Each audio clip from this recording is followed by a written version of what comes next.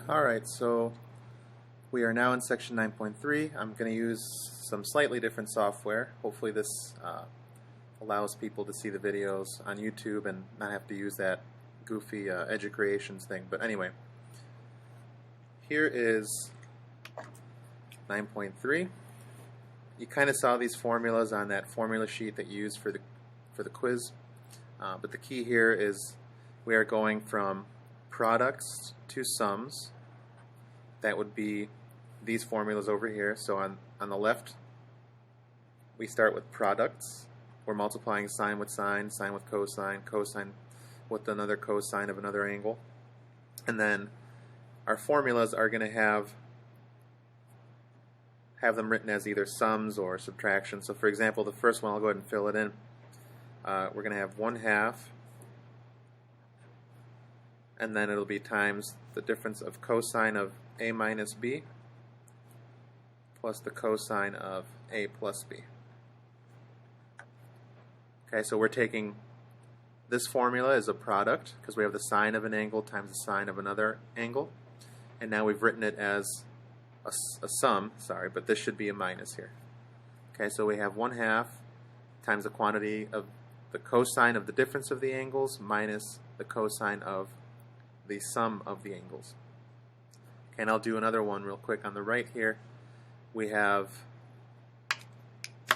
sine of one angle times plus the sine of another. So here we have sums, and we're going to convert these to products. Okay, and the formula to do that is 2 times the sine of a plus b over 2 times the cosine of a minus b over 2. Okay, so this is the sum to product formula for the sine of an angle plus the sine of a different angle. Okay, these are pretty complicated formulas. We're not going to worry about where they came from, more so just how to use them to simplify some expressions. So here's what I'd like for you to do. Fill in the rest of these formulas.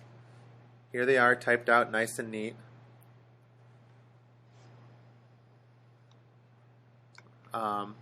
So go ahead, write these down. If you need to pause the video for a minute or two so you can write these down, I'll zoom in really carefully on so you can see them pretty well. So here's product to sum, product to sum, product to sum. Okay? And now if we go down a little bit, here's all the sum to product formulas. Okay, right here.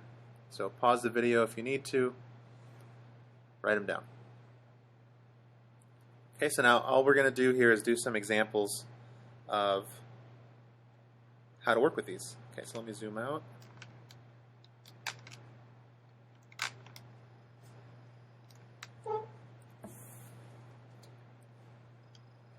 And let's start with problem number 1 in the packet.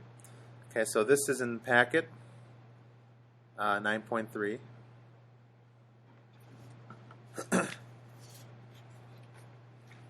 And if we're going to simplify this, all we have to do is recognize what we're looking at. So here we have the cosine of an angle times the cosine of another angle.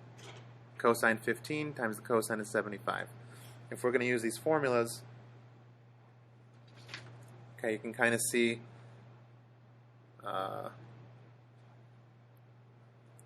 third one down.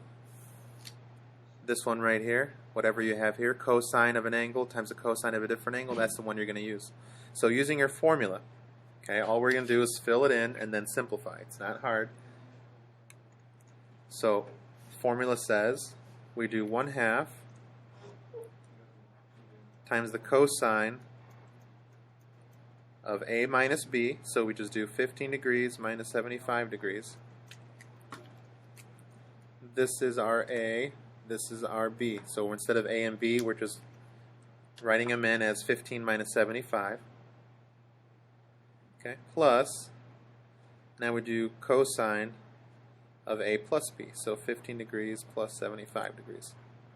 Okay, now we don't leave our answer like this. We try to go further if possible. Okay, so to simplify, let's work on what's inside of these brackets.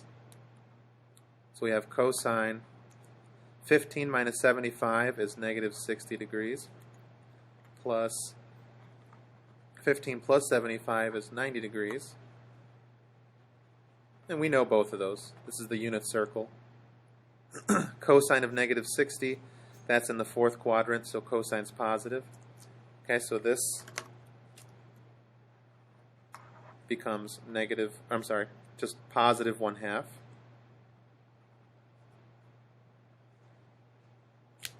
Plus, and now the cosine of 90, we know that, that's on the unit circle too. Cosine of 90 is 0. That's the x-coordinate at 90 degrees.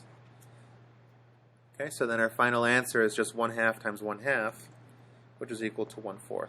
Okay, so sometimes when you work with these formulas, you'll be able to get a numerical answer. Other times, you're going to have to simplify as much as you can, and then that's it. Okay. I'll leave this problem here for you guys to finish on your own later.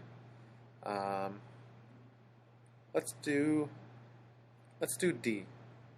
Okay, so let's do D together.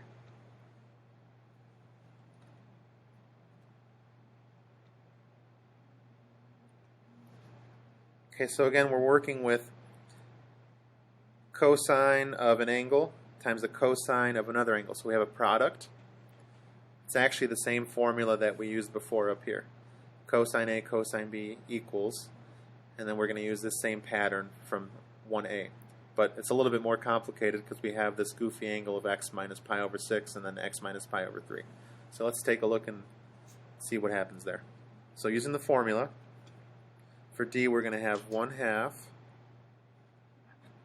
cosine of, and now we do x minus pi over 6. So there's our angle A, minus angle B, so that's x minus pi over 3.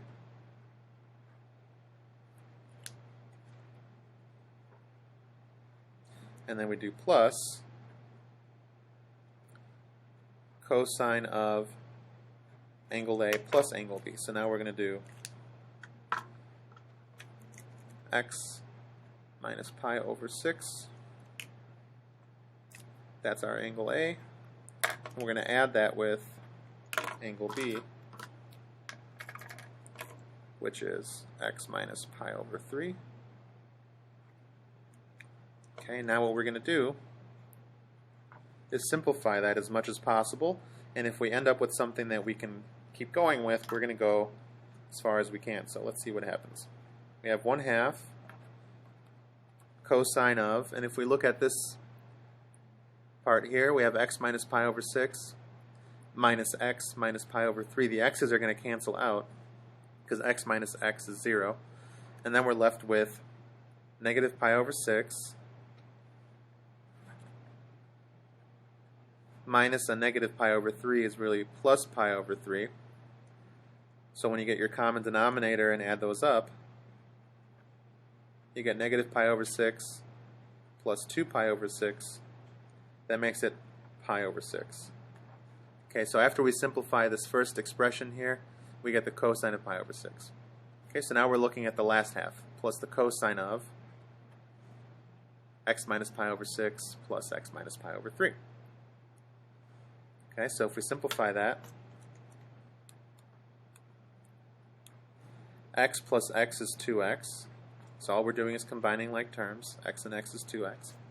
Negative pi over 6, negative pi over 3. If we add those together with common denominators, we can go back up here and just make both of these negative.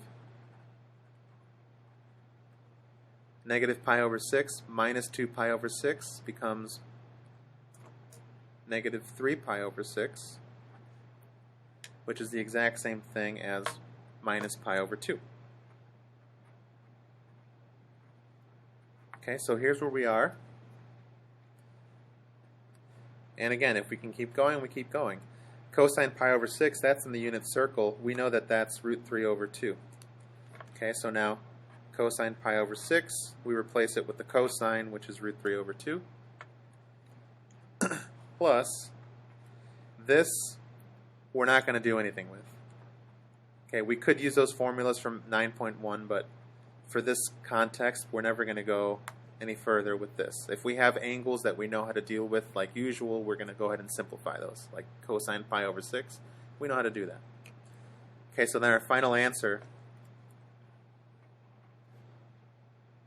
if we distribute the 1/2, will be root 3 over 4 plus 1/2 cosine of 2x minus pi over 2.